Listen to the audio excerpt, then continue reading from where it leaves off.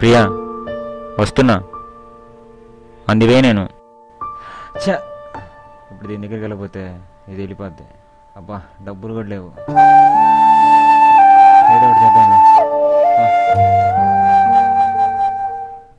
Auto auto ఎక్కడికి వెళ్ళాలి?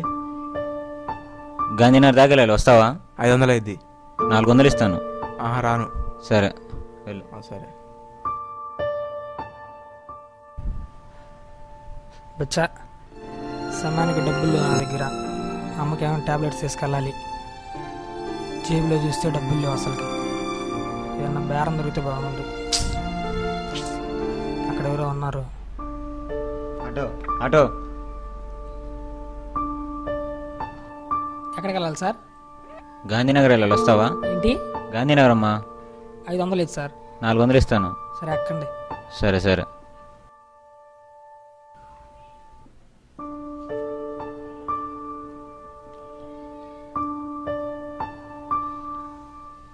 బాబు ఆగమ్మా.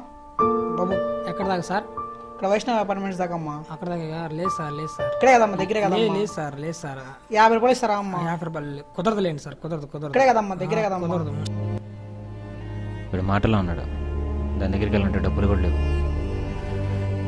జంపిపోతే పెట్టు, ఆ డబ్బులేనా ఉంటాయి. Sir sir sir sir sir నా డబ్బులు సార్. సార్ నా డబ్బులు sir.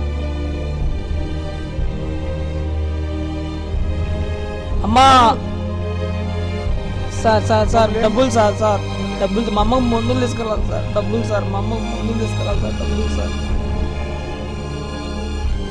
Sir sir please sir. Sir డబ్బులు సార్. మా అమ్మకు మందులు తీసుకెళ్ళాలి సార్. సార్ డబ్బులు సార్. నా డబ్బులు సార్.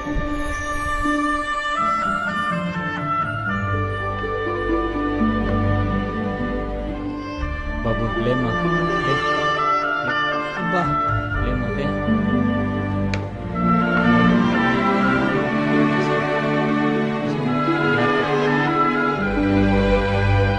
ప్రతి కన్నీటి చినుకు వెనక ఎన్నో కారణాలు ఉంటాయి. కారణాల్లో పడి విలువలు మర్చిపోయినవాడు నిజమైన వికలాంగుడు.